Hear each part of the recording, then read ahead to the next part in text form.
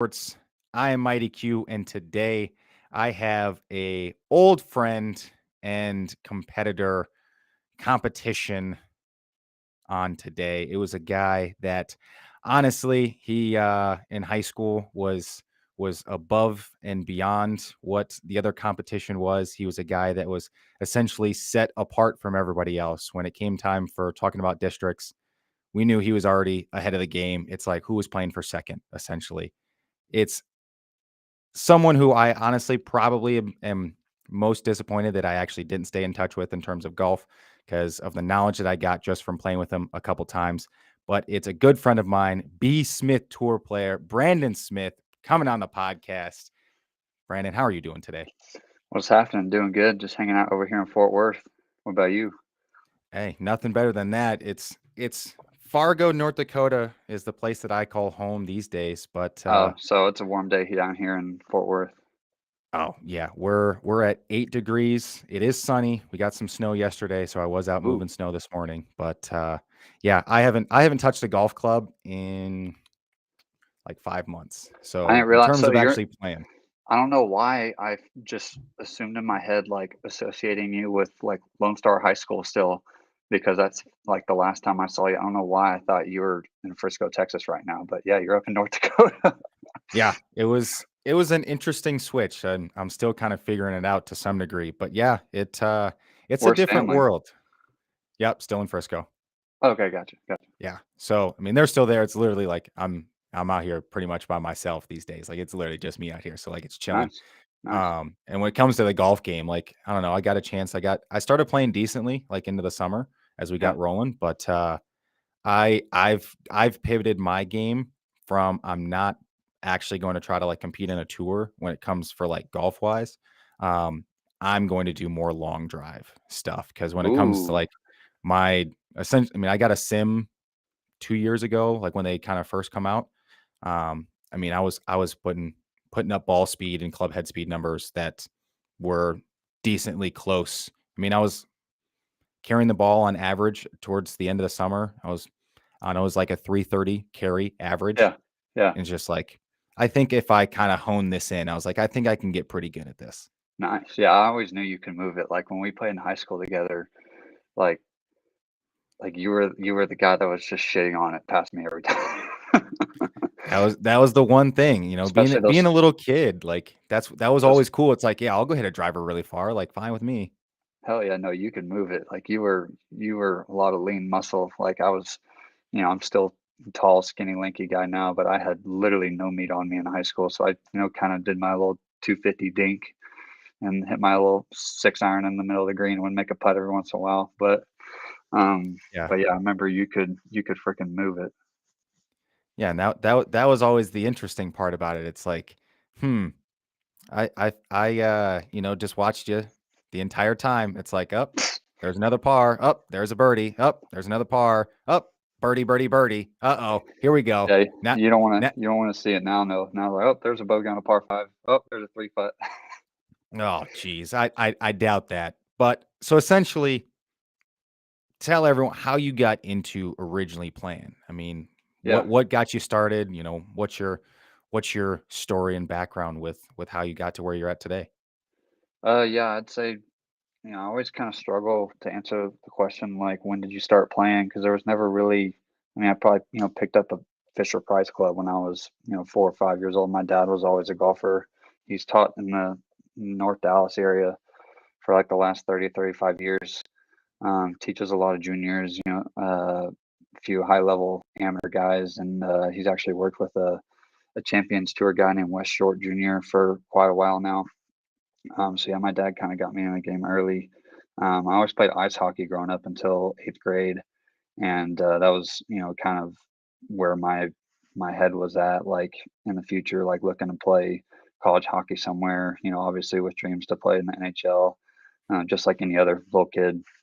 Growing up in elementary level, playing ice hockey, but I don't think I ever got to understand like the fact that I was just not that good of a hockey player because, I stopped playing in 8th grade because concussions. And I feel like unless you're already like a triple A high level kid in middle school, Um, your team doesn't really travel outside the state that much. So I think my 8th grade year playing ice hockey, my team finally went up to like Canada or Minnesota, and we were a decent double A team, but it's just like when you go up north and play against those kids, like it's like coming down the south, playing kids on the football field. Like you just have no chance.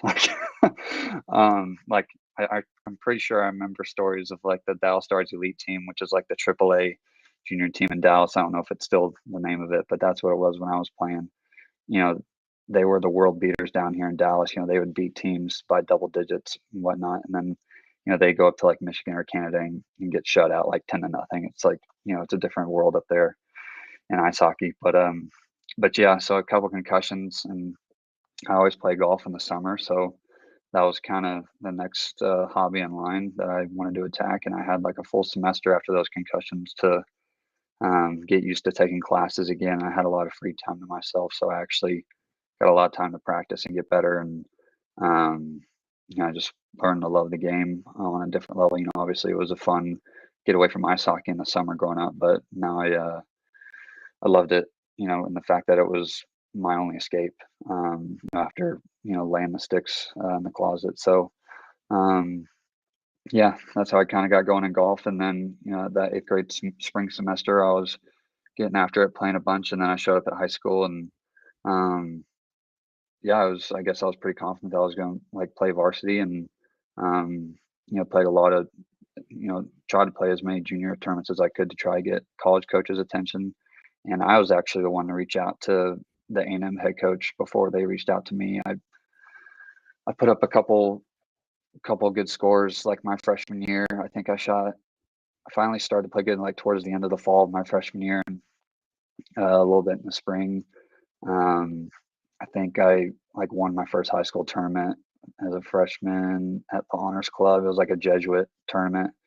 I think I shot 69, and I won the tournament by one over a guy named Will Zalatoris, and I didn't even know like who he was at the time. Like I just knew he was like another good golfer like in the area. I never played with him. I still haven't played with Will ever. Um, Obviously he's doing some pretty big things right now, but I remember that specifically being my first high school win, and I think I later that next year like qualified for the Texas A&M, but shooting like 64 or something on the same golf course actually. So yeah, I kind of had some good vibes out there at the Honors Club, which is now known as Merido. It's a different track now, but yeah, that was kind of how it got going competitively. Around that freshman year of high school, and reached out to Coach Higgins at A&M after I was able to put up some scores, and just kind of got on his radar. I was kind of felt weird like reaching out to a coach instead of like playing golf tournaments against some high level kids.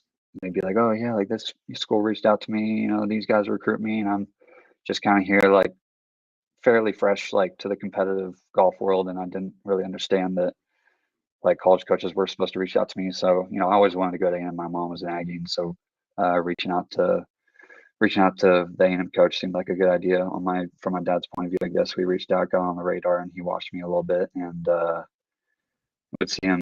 They recruit so much, like it's crazy because as busy as the college golf schedule is, like on top of that, they're having to go out there and recruit younger kids to come in for the future. So um, yeah, it's a busy job, but I remember seeing him a few times at not really high school tournaments, but I'd see him every once in a while at like a Texas Junior Golf Tour event or an AJGA here or there, or that Legends Junior Tour was run pretty well. They had a lot of good players come and play their tournament, so there'd be some coaches there. But um, just started putting up some decent scores, and eventually committed. I think in the summer of 2013. That would have been after my sophomore year. So was pretty excited, obviously to go somewhere that I always wanted to go since giving up ice hockey.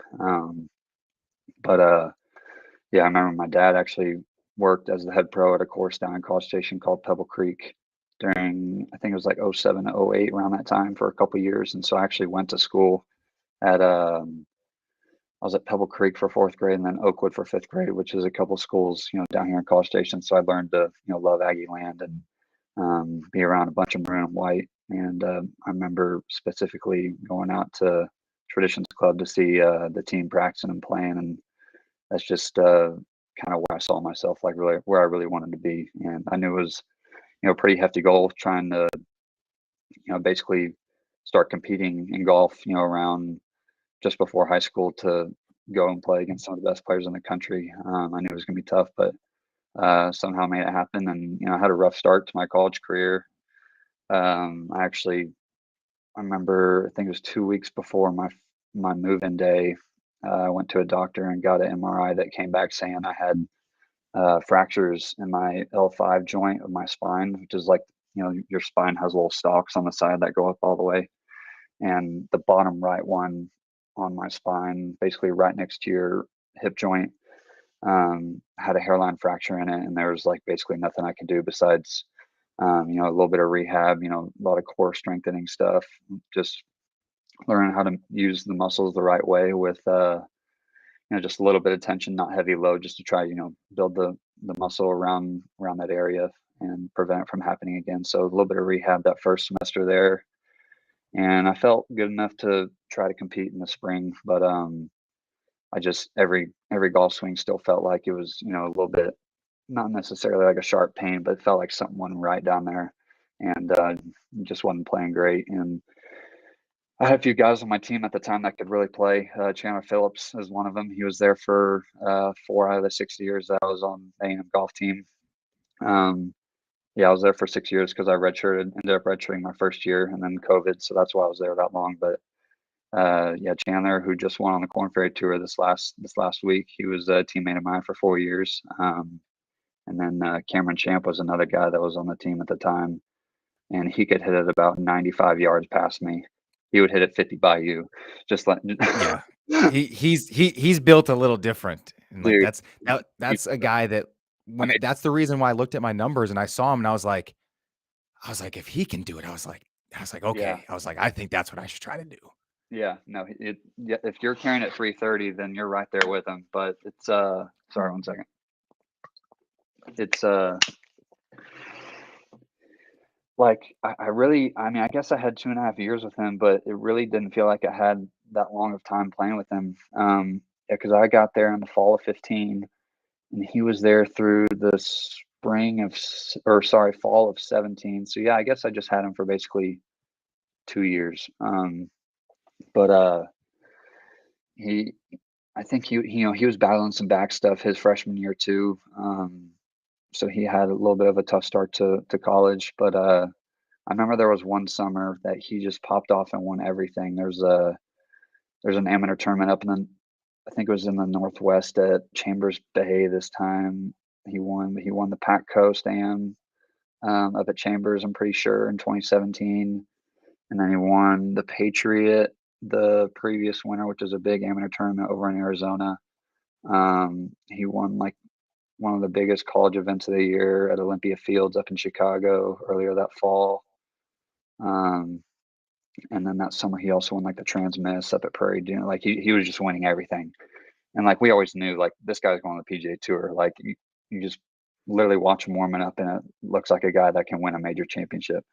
And and then he would hit the driver and you're just like, this guy's winning a major. like like it's going that far that straight and it looks this good with like the short irons and everything else. Like it was pretty cool to watch. And sometimes I don't think, like, I look back and I don't think I, like, appreciate it enough. Like, I felt like I should have been taking a video, like, every time he was swinging a club, but he was just a teammate of mine. I was like, "Whatever."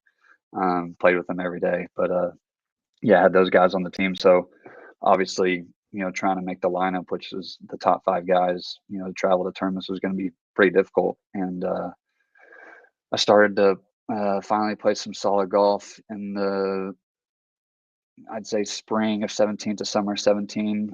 I started gaining a little bit of speed. Just was making a lot of birdies. I've always been a guy that I feel like I've put up the ball really well, and I was just starting to make a bunch of birdies. And gain a lot of confidence, especially at the home course that we were qualifying at. So that's definitely a course that you don't want to step on the first tee not feeling confident.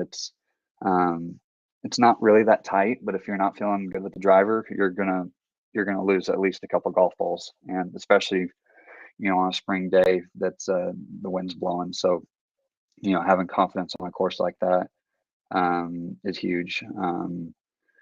And yeah, finally started playing well in qualifying and got a chance to sneak in the lineup a few times, and I just started to get comfortable, at a higher level. It seemed like each semester, I started getting confidence and a little bit more comfort in qualifying, and then started gaining a little bit more comfort and confidence on the road. Because those first times on the road are never easy.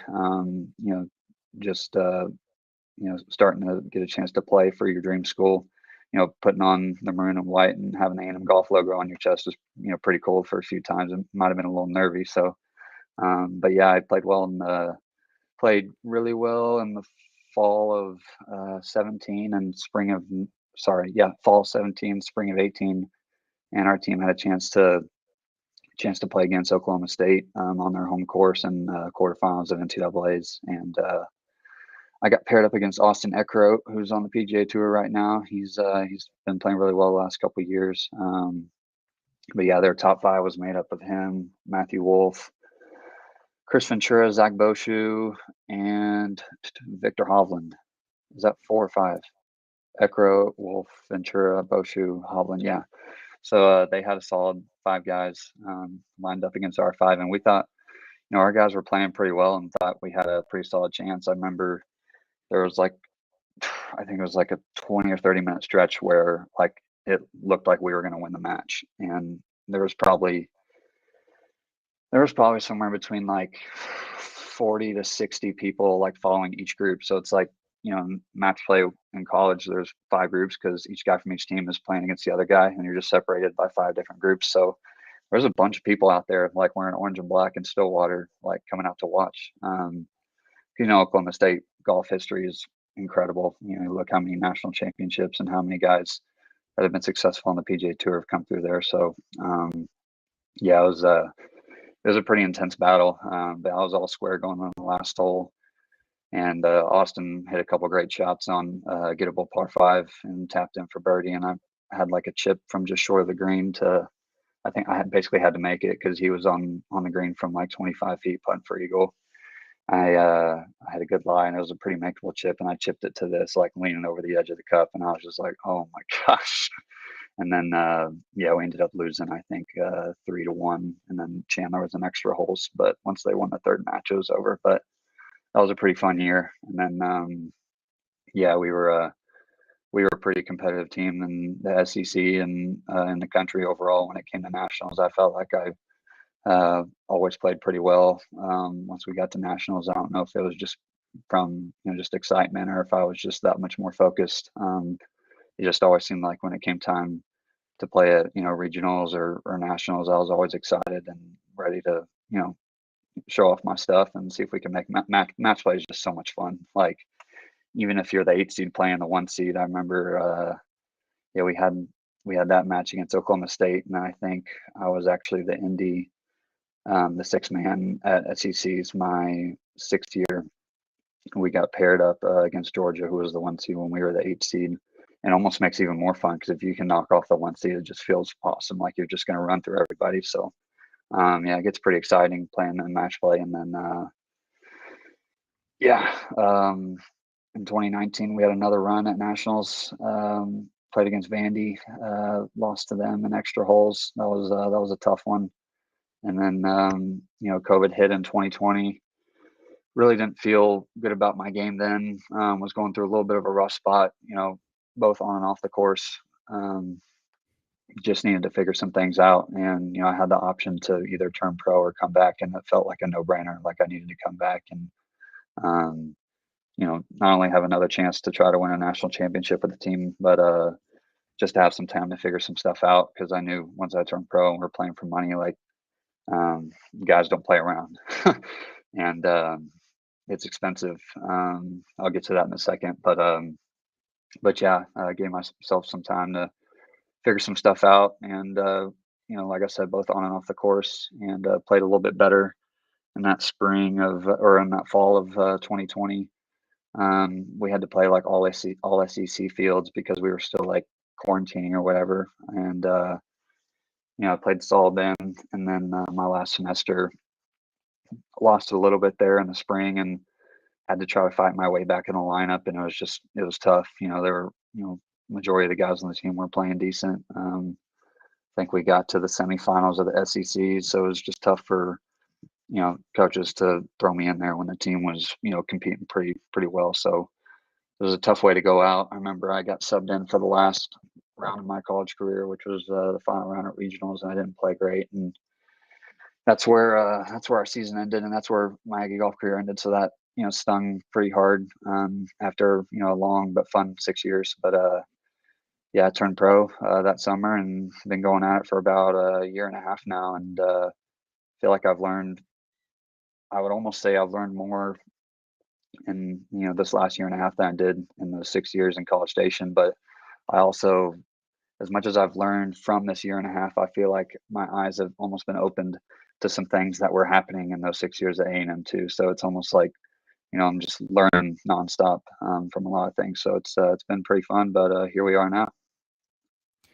That is a lot of great experiences, Yeah, yeah, it's and been fun. just in the 6 years of what you described, I mean, from your teammates and the tournaments that you got to play in, the environments you got to play in, the level of competition you got to play in and against. I mean, just the inner team, hey, we're ladder matching, we're fighting for spots, our top Yeah, 5. Like that in of itself for you and what it seems like it's like that competition level, like most people don't get that competition level at tournaments. And like you yeah, got to experience that every single day, yeah, playing against your teammates in, regular everyday matches and, you guys are just out there practicing, but it's like, I guarantee every single one of you guys are just as competitive. You've got little side bets going on. You got little things, playing for lunch, playing for dinner, a drink here or there. It's yeah, like those games get quite serious quite quick. yeah, And I guaranteed that that then transpired and it's you've always played really good golf and you found a way to get it done.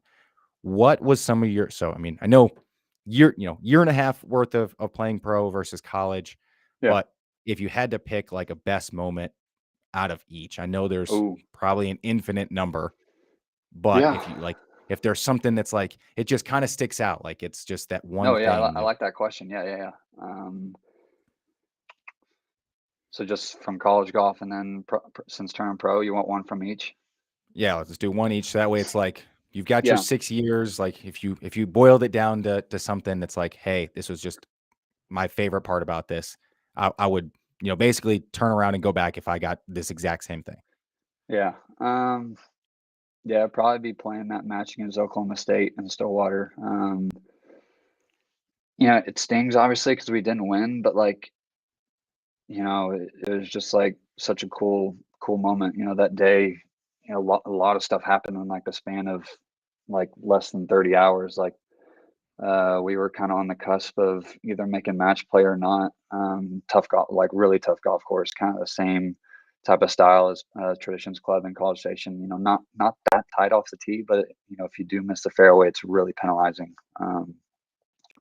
And I was playing really well. I was hitting the ball so good, and for majority of that spring. And I think I was around the top 10 or so, and I had to make par on the last hole for our team to make match play because a guy in the group in front of me named Andrew Paisley, he made like a 25 footer for birdie to like move us up one spot to the eighth spot, which was going to be the last spot to make match play. And our coach looked at me in the fairway. He was like, "We're laying up." It still makes me laugh thinking about it. But yeah, I laid up and like wedged it on to like 20, 25 feet, and we were in for two putted, and we were in for match play. So that was pretty cool. And I finished 11th, I think, tied for 11th, and I was like a honorable mention All American, and all that was hitting me, after walking off that green, and basically had to go get dinner and go back to bed and have coach talk to us real quick so we could get some rest to wake up and play, the best team in the country the next morning and try to get through them onto the semifinals. So, um, yeah, just those couple of days, probably just that whole trip experience up to Karsten, that was pretty cool. Um, and then, yeah, the match was just a ton of fun. Anytime you can play match play in any type of setting, it gets pretty exciting. So, yeah, we had a good time, and like I said, the loss still stings, but it was a lot of fun. And then, best experience as a pro for the last year and a half. Um, I feel like it'd be easy for me to say, like, winning my first pro event. I had a little 3-day APT down in Kingwood, Texas. I won it in a three-man playoff. It was, I guess, like December, right before Christmas, 2021. So just over a year ago. That was a really cool experience.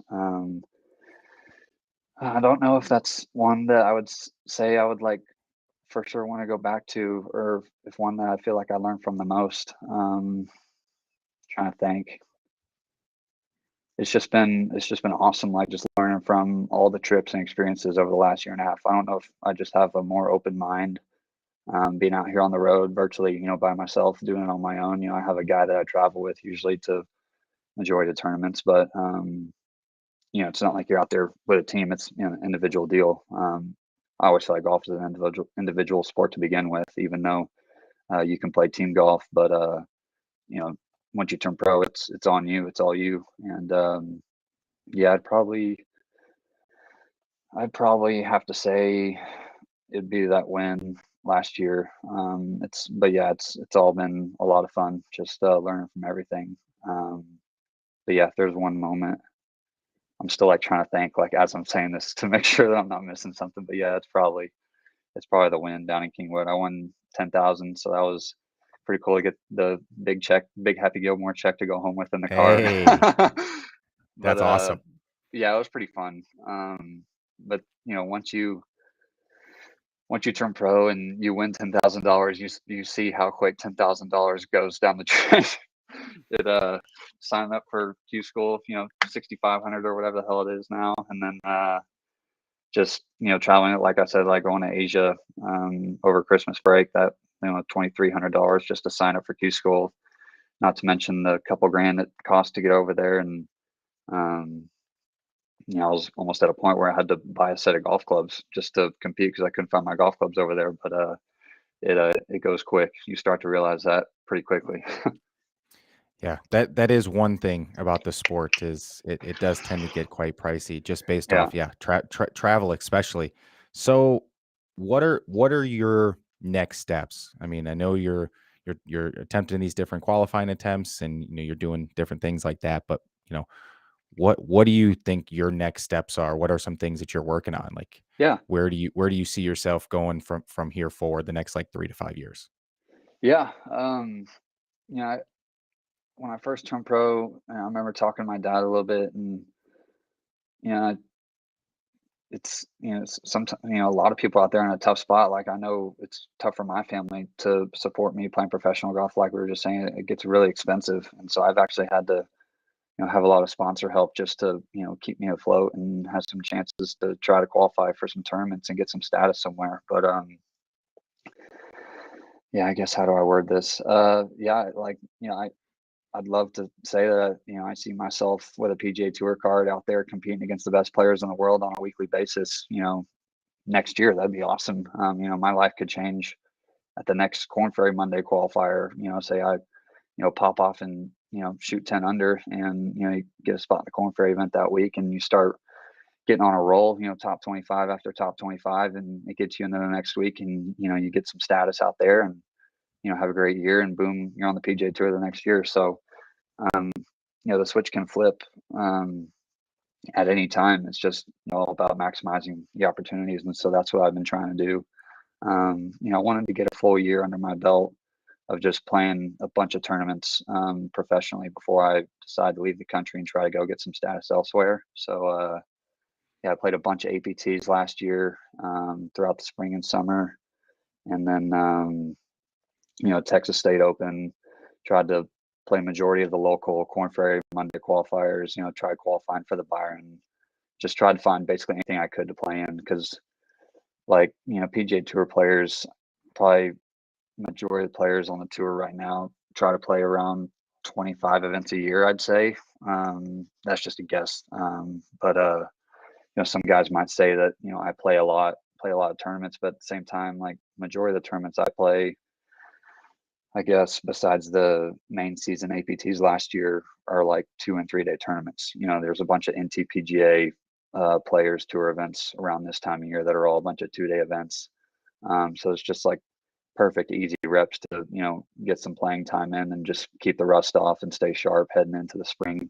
Um, so yeah, just been trying to play as much as I can, and obviously going to Asia this last a few weeks ago, was trying to go over there and get some status and just, have a way to work my way up the ladder because, playing APTs all year, it's great. Like, getting tournament reps and a way to make some money, but you don't get anything besides, a little bit of cash in your pocket if you play well. So, like I said, I'm trying to, go somewhere, wherever it may be, to earn some status. That way, if I play well, I can finally start to, earn my way up the ladder and try to have a chance to, play against the best players on the biggest tours in the world, whether it's in Asia, Europe, or, over here in the States. I'd love for it to be here, but you just never know. So yeah, I'm actually got a few things on my radar right now for the next spring and summer. I'm thinking about going down to Sunshine Tour in South Africa and giving that Q school a shot.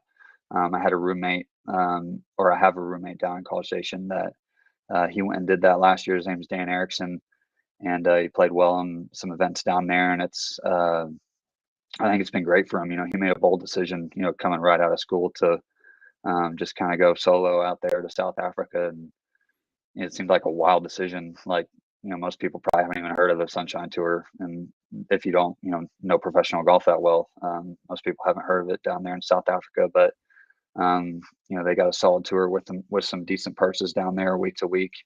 And, if you play well in some of their events, you can earn some challenge tour starts, which is, the tour just beneath the European DP World Tour, basically the Corn Ferry Tour for Europe over there. So that was his way of trying to earn his status and work his way up the ladder by going over there, get some challenge tour starts, playing well, and then eventually trying to graduate to the DP World Tour. Yeah, he got some challenge tour starts. He got some DP World Tour starts, and maybe just one down there near South Africa. And then he actually got a Corn Ferry start in his hometown last spring or last summer. So, I think there's a lot of opportunity, overseas as well. So just trying to maximize my chances as much as I can, because that'll just allow me to have, more doors to knock on, and more ways to, like I said, have a chance to get out there with the big boys on the PGA Tour. So um, just trying to see how many Q schools I can basically sign up for this year. And until I can get some status, I'm just going to keep doing that, despite how expensive it might be. Hopefully my sponsors are willing to keep me going for a little bit, but got some phone calls to make. Hey, all you got to do is ask. Yeah.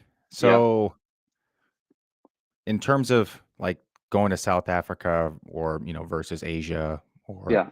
Europe, is it kind of, in your eyes, get to a tour, level up on a tour, and then, kind of figure it out from there? Would you say that's kind of the easiest way to put it into like a short sentence? Like Yeah. Like, make I it, mean, level up, go to the next. yeah, I would say so. At this point, yes. Like I said, that first year was all about just kind of getting some reps and um, learn about playing pro golf. I didn't have that great of a college career, I'd say, compared to, some guys out there like, like Chandler on my team, or, first team All-Americans out there. I was, like I said, I was honorable mention All-American one year, but that's not going to get you anything, coming out of school. There's a lot of guys that can say they were All-Americans, in college golf, but it just gets more competitive, every single day. It seems like there's just a lot of really good players out there. So, yeah, you just got to find a way, obviously, to make some money because, ultimately you're doing this for a living. But, if I got dreams. I've had dreams for years to play on the PGA Tour and, win a major, like win the Masters. Like, who doesn't want to win the Masters or the US Open or any of them? Like, I'd be so sick to win a career Grand Slam. I think about it all the time, and I think that's you know one of the reasons and things that drives me the most, just to keep going. But yeah, basically, with where I'm at right now, just playing a bunch of mini tour stuff. The first priority right now is just get status somewhere, just to get on that first step of the ladder and just try to work my way up from there. But like I said earlier, it can change in the blink of an eye, just in the course of a couple weeks. So you just gotta stay sharp and obviously mentally and physically, and just try to maximize your opportunities. So you've done some caddying, right? Oh yeah, What do you think? Like, what if, let's say, Cameron calls you, says, "Hey, B. Smith, I need you on the bag, dog." Like, yeah, I'm headed to Scottsdale. I got the waste management. Like, my caddy's sick. Like, I need you, dog. Like, I need yeah, you out here. And if you're yeah. like, well, I'm about to play in like, are you taking the call? Like, would you go if you got the opportunity to be like, okay, you can go caddy on the PGA tour or even like the live tour for that matter, like Yeah. one of those two, or would you rather be like, well, I played on this tour, or would you rather just be like, hey, like I could go caddy if I want? So you're saying if it like came down to having to make a choice, like could I like consider I caddying for like full time, or for you're just saying for like this for like for 1 week? this for this like, hey, what if? I guess Yeah. like, hey, it's one or the other. Like if you were given the chance, like, hey, you can make it at the top as a caddy. If it's like, Oh, if okay, you okay, you okay. know, Yeah. would you make it at the top of a caddy if it was like, hey, I told you right now. Yeah, yeah. I think like Chandler is usually the one that reaches out to me to caddy. Every once in a while, I actually caddy for him at final stage of Corn Ferry Q School. When was that? I want to say it was early December, something like that. It was well before I left for Asia. I'm pretty sure it was early December. If not, it was sometime November. I can't remember, but yeah, him and I work really well together. I've caddied for him, I guess, 3 times now. I caddied for him in second stage of Q School last year. We won playing against a really good field. He's just an easy guy to caddy for. Like he won last week on the Corn Ferry Tour, and his other buddy Braden Bailey, a mutual friend of ours, he played golf at Baylor, really good player. Um, he was on the bag for Chandler last week, so clearly he can get it done without me on the bag. But yeah, he's called me a few times and we work really well. So yeah, I feel like if it'd be anybody, it'd be him. But yeah, like I've thought about that too. Like, if it doesn't work out for me, you know, I could maybe see a way to be around the game by caddying, because I feel like I'd be good on the bag for most people. If anybody likes hearing, I try to. I feel like I'm pretty good at finding the right things to say at the right time and knowing when to just shut up and carry the bag. Um, but yeah, him and I work really well together. I understand that he doesn't really want to hear that much, so I basically just hand him the club and say, "Hey, the wind's off the left." He's like, "All right, got it." And then he hits his 6 iron up there to 15 feet and rolls it in, and then wedges it close on the next hole and gets it going. So pretty easy guy to caddy for. But yeah, it's definitely something I've considered, but I got a few years after college. I'm through basically a year and a half right now. I feel like I got at least another solid 3 to 4 years in me of trying to give this everything I got and see how far I can take it. So until then, I'm playing. But yeah, anytime Chandler reaches out to me and he needs a guy to carry his bag and I got nothing going on, it's uh, answer's pretty automatic in that regard. I'd say so. I mean, it seems like you guys got some type of magic, but yeah, you said like 3 to 4. I mean, 5 to 10, easy. I mean, Yeah, it just gets expensive. I would love to, say that I got enough money to, commit to 5 to 10 years of doing this. But I'm getting a lot of help from sponsors right now, and once you get around, that age 30, early 30s, it's if I got some status and some money in the bank, like, yeah, like I'm gonna keep going. Like if I'm supporting myself, but um, if I'm 6 years down the road from now and I'm still playing APTs and I don't have status anywhere and I'm living off of sponsor money, it's like, all right, dude, like you've given it a good go. It's might be time to consider something else because there's a lot of things to do in life other than play golf for a living. The guys that are lucky enough to do it week in and week out. It's pretty cool. Like obviously sometimes you gotta bring in that perspective and obviously I'm sure there's guys on the PGA tour going through, whatever it is that they might be going through in their personal lives. But when it comes down to it, like it's pretty cool to play professional golf for a living. Not too many guys get to do it, basically is what I'm trying to say. So yeah, I understand like uh the chance that I have. You always see the percentage like, oh, like 0.5% of athletes, whatever, get to, in college, go on to play professionally for a living, for the rest of their lives. So, um, everyone's up against the odds, but I guess that's what makes the chase so fun. So I'm gonna give it everything I got for, as long as I can. And, but I'm gonna be honest with myself when it comes time to make a decision if I have to. Yeah, I think that's the one question that no person who loves playing sports ever really wants to answer. It's like, "Hey, Yeah. what are you gonna do when you're done?" It's like, "What do you mean when Hmm. I'm done?" Like, "When I'll Yeah. be done I'll be done when I'm done." It's like What's now your now now plan B? What's your backup plan? You're just like, ah. yeah, that's like now we look at Tom Brady, it's like, we clearly see it's very hard to choose to give the game up. I mean, Yeah. it's I get playing at a high level, but it's like at some point, like, you will have to stop, and once you Yeah. do, it's like, well, let's not get to that. How about we just, avoid it and, like, we'll push it off more and more.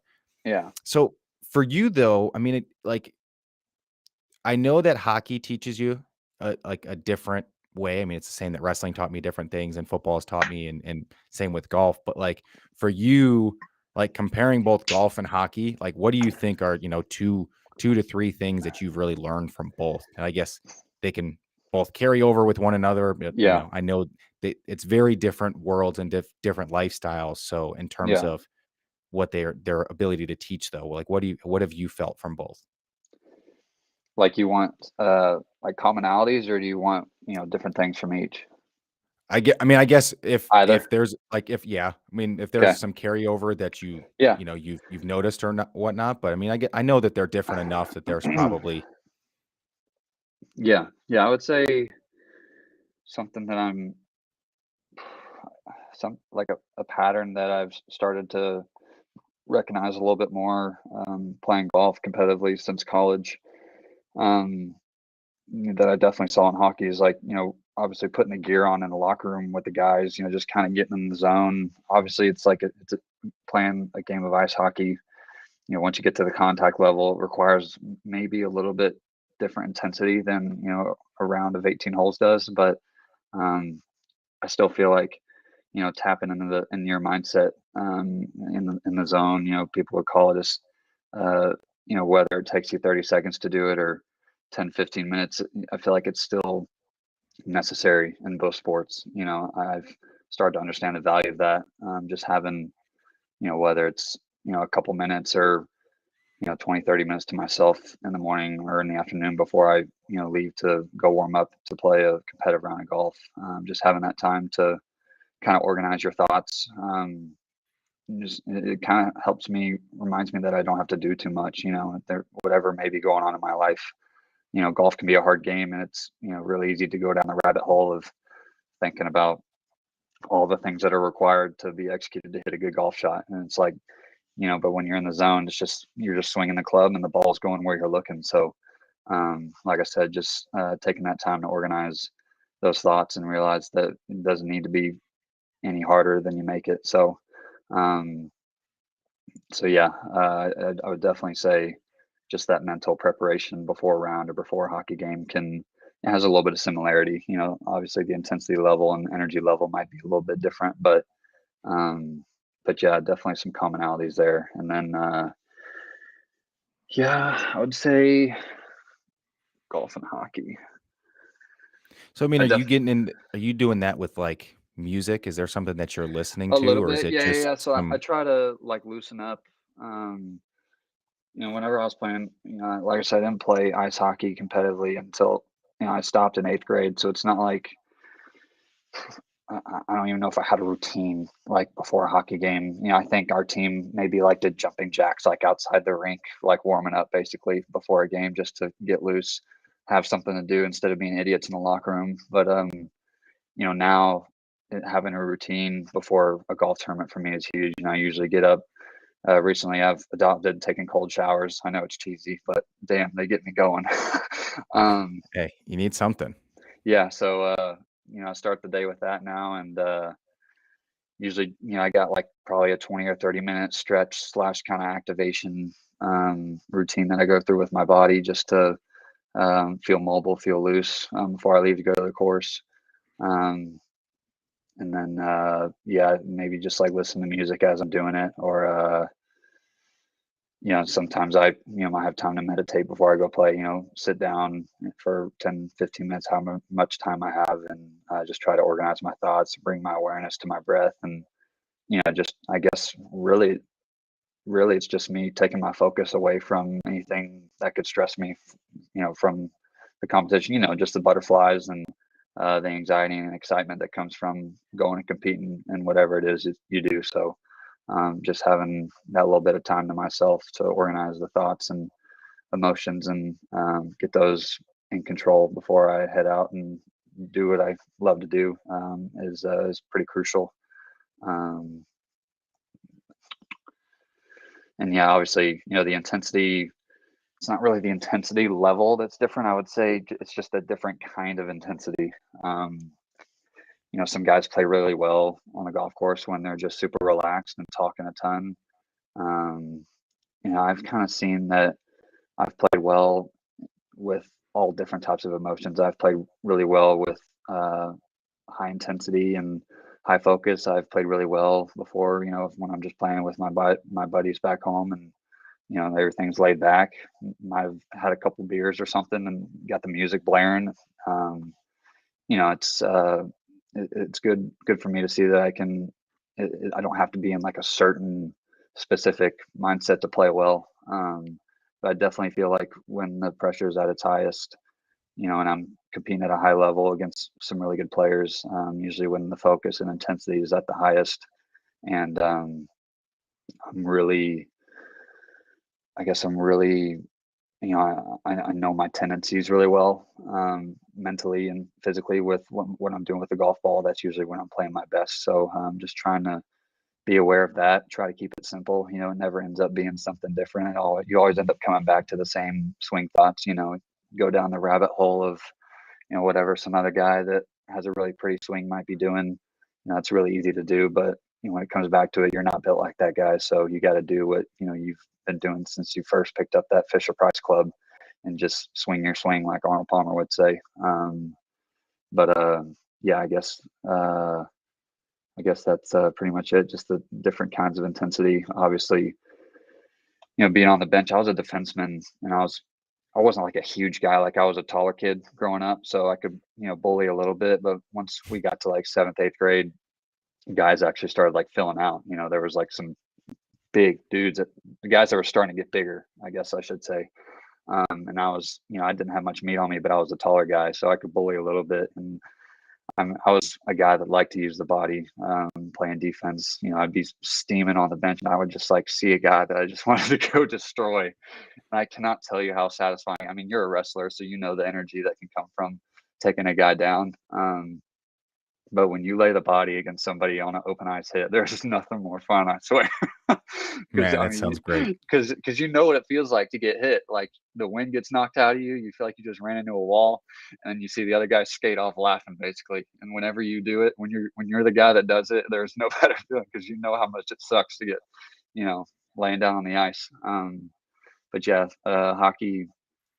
I guess you didn't really have to control the energy as much as you have to do with golf. I could just steam on the bench, and then once the door opened or once I hopped over the bench and I was on the ice for my 45-second to minute long shift, I could just let it all out, as long as I was pretty focused on, my positioning and where I needed to be on the ice. But Obviously with golf, there comes a point where you gotta reel back the energy a little bit and just try to not necessarily bottle it up, but just know when and how to use it, if that makes sense. Yeah, I know exactly what you're talking about. So it almost kind of more sounds like you just do a really good job of being able to clear your mind and be very present with whatever's going on. And I think that's the kind of one thing that I think should really carry over to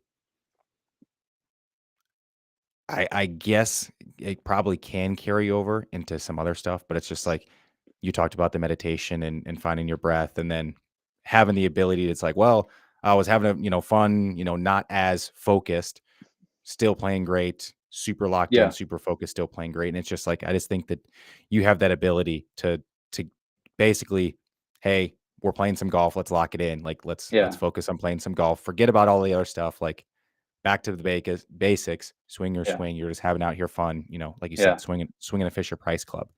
yeah, So switching from completely, golf wise, we'll kind of head into some non us playing sports.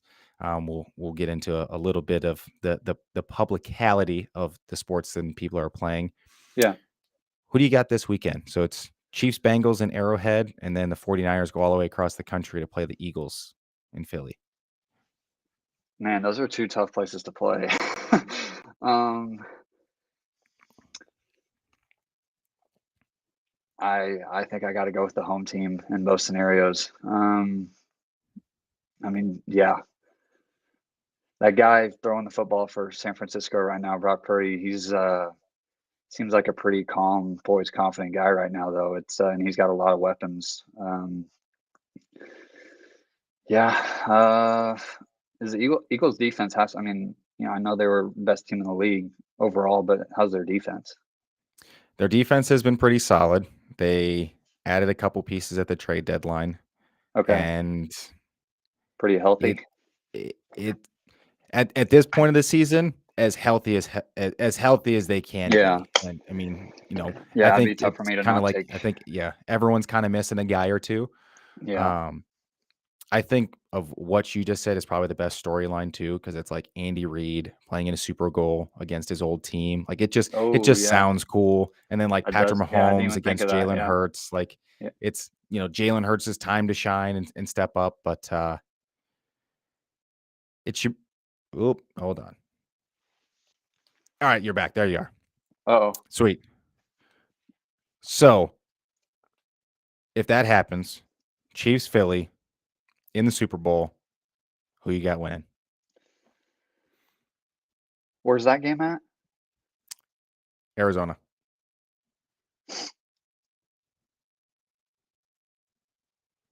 Man, I'd probably I would want the Eagles to win, honestly. Like, I know many Cowboys fans probably wouldn't be pleased with those words coming out of my mouth, but, um, I'm a pretty big Jalen Hurts fan.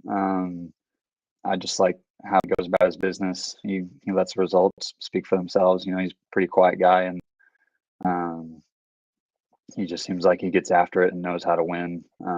He did it all throughout his college career at Alabama and was pretty good at it up in Norman at Oklahoma too. So yeah, I've kind of really learned to like him, just how he goes about his business. So I want to see Jalen Hurts win a Super Bowl. Um, but yeah, that'd be a pretty cool story for Andy Reid too. But who do I think will actually win? Gosh, So I one think of the the I think the I think the Eagles can do it. I think they can do it. I think they can too. I think if they're able to get there, I think they should be the favorite because I think going up against the 49ers is like kind of like the big that from my last guest. One of the things that I've liked to do recently is I like to have whoever the last guest was, I like them to ask a question for my next guest and then so after that, I mean, I'll ask you to do Oh, the same at the end. But so that question from the last guest had to do with the Super Bowl, which is why I wanted to ask you kind of like football wise about it before. He had yeah. asked in terms of, do you think Rihanna is going to drop her album at the Super Bowl? The fact that she's performing at halftime. do you think this is the time that she does it? Do you think it finally happens?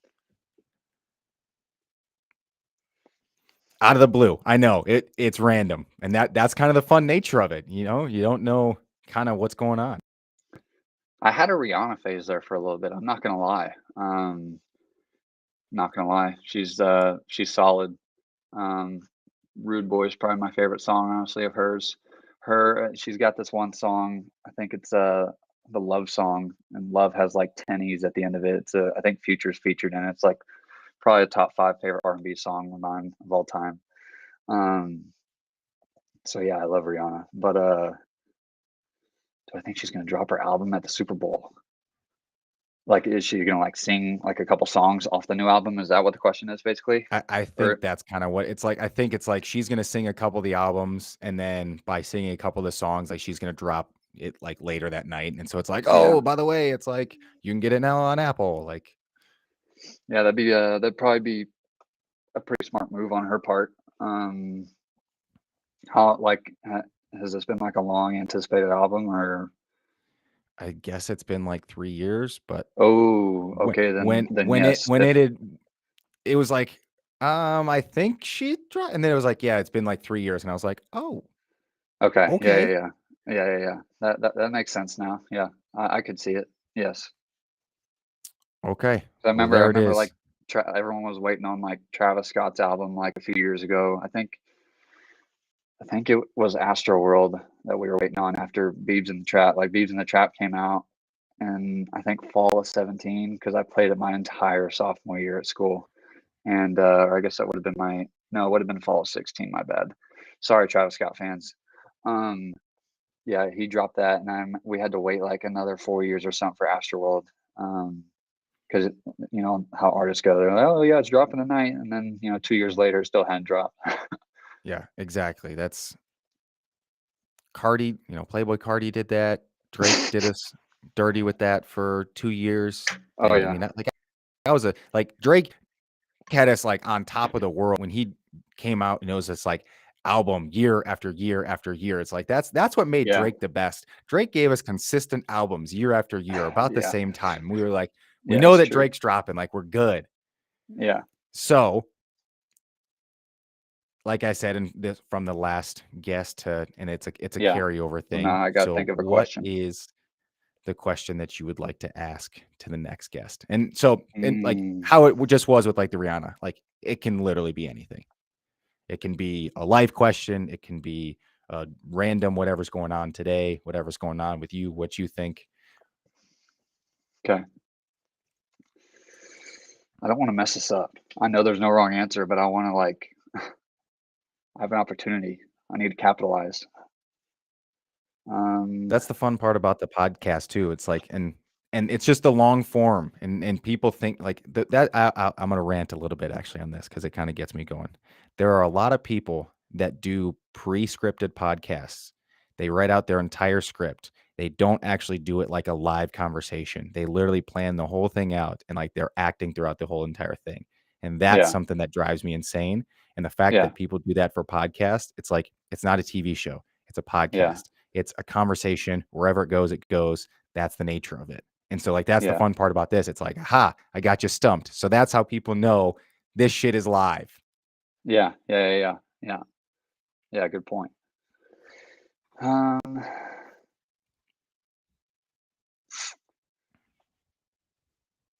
there's just so many options. Um, it's one of those things where there's like so many options, but like you can't even like think of one because there's you're just overwhelmed.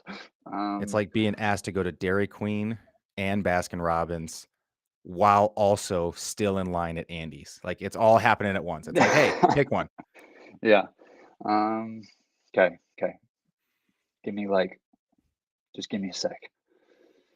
You're Uh, good.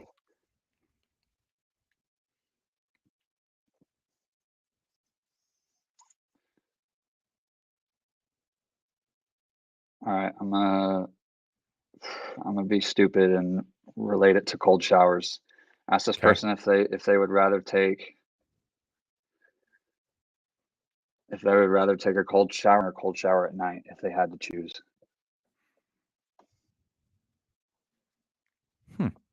I'm just a cold shower geek right now. I don't even know what it does, but they just make me feel good, so I'm gonna keep doing them. Okay, so I'll do this. I'll give you my response to yours, but Okay, I'll have to clip it and I'll send you whenever the next person comes on, so that way they get their response. okay, For me, I used to kind of agree on the cold shower thing. I used to yeah, like it was kind of as of late, I've not been as committed to the whole like cold shower just because like it's I think it's one of those it's like it's purely discipline. Like yeah, it's not a pleasure, it's purely discipline.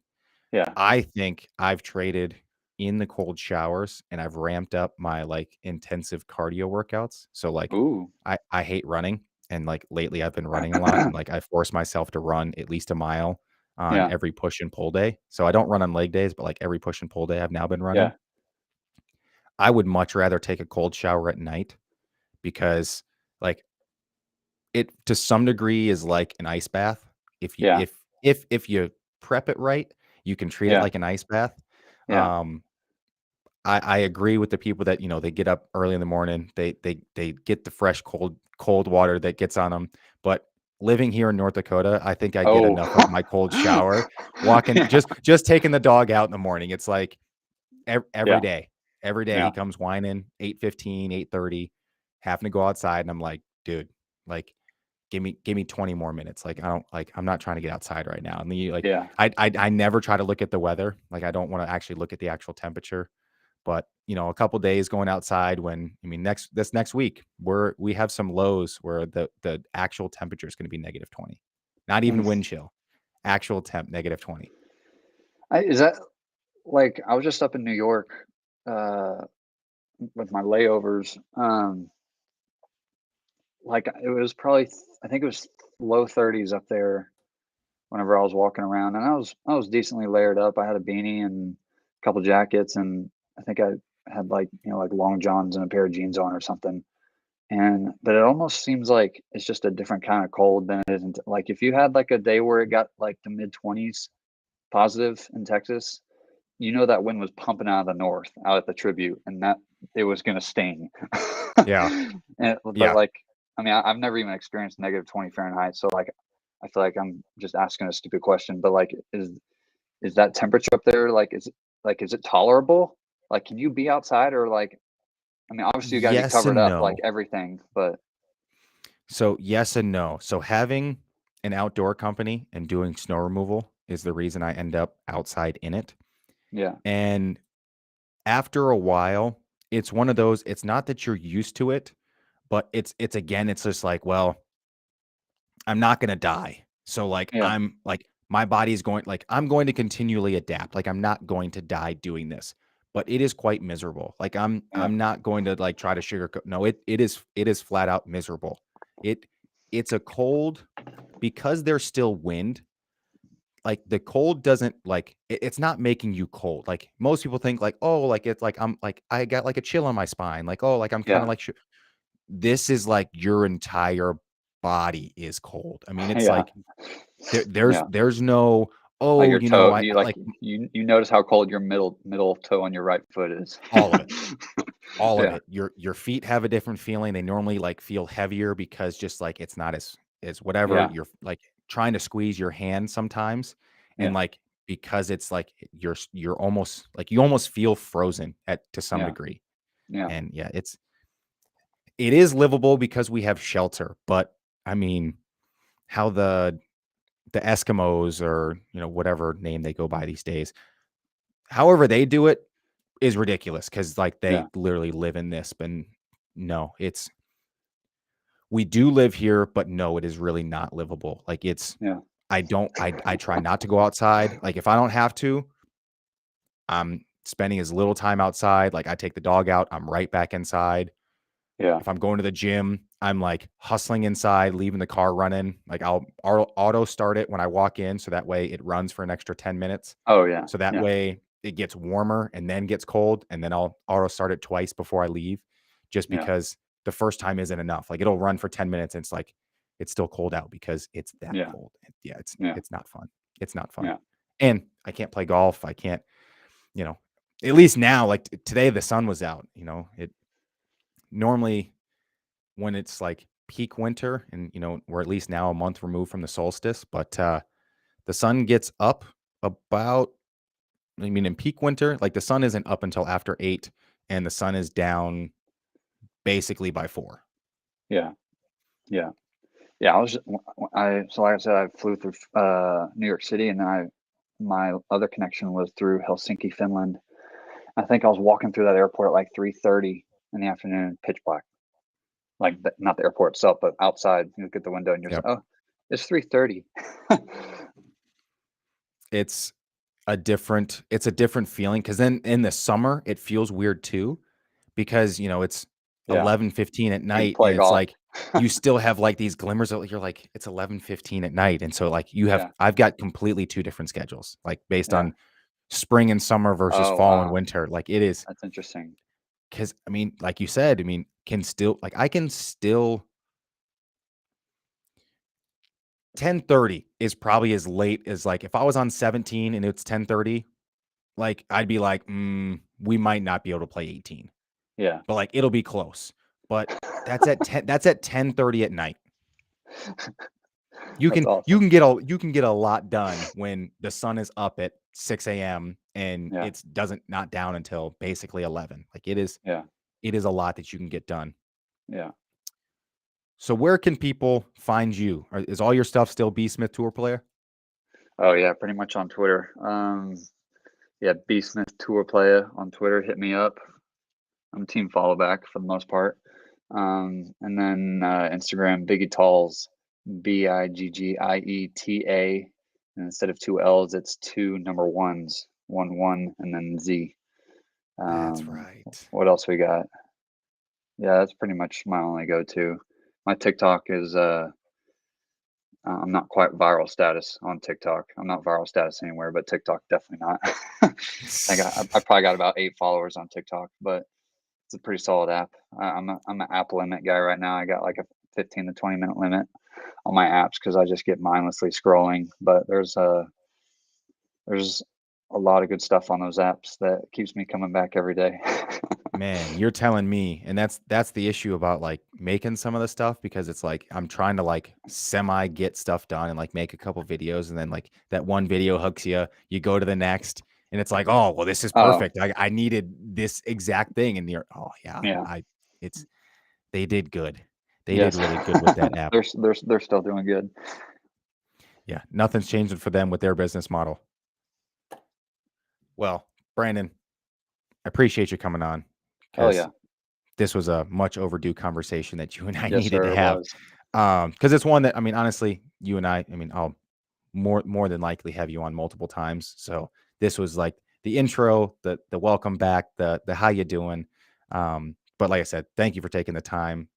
You've got an incredible story with your golf career, and how I even got connected with you based off of having a chance to play against you in high school. And I said it was pretty cool, because you legit did separate yourself from everyone else, getting a chance to play against you in high school. So it was kind of cool being like, hey, like, I played against that guy, like, he kicked my ass in the first round of districts, and it's like, I got plenty of guys on that list for me too. Trust me, plenty of guys will kick my ass.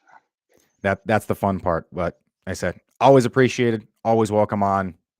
And if you ever need anything, just let me know. Okay. Yes sir. Thanks, Mighty Q. Enjoy it. Thanks for having me. All right, man. Talk to you later. Take care, man. See ya. Brandon Smith, B Smith Tour Player. Always appreciate talking to him. He is an absolute blast to have around. Like, it's really no joke. Him as a high school golfer, getting a chance to play against him. It was a different world. It was, at the time, a couple people had told me I was decent at golf, and I kind of knew what I was doing. And then you go into some people who actually know what they're talking about and can actually play some golf. And that was Brandon. So that's it for us today, folks. That's today's episode. As always, to follow on Instagram, Facebook, Twitter, YouTube, of course. Hit the subscribe, like, comment, share, all the fun social media stuff. You guys know what to do. Do all that crazy stuff. But we'll catch you on the next one. Peace.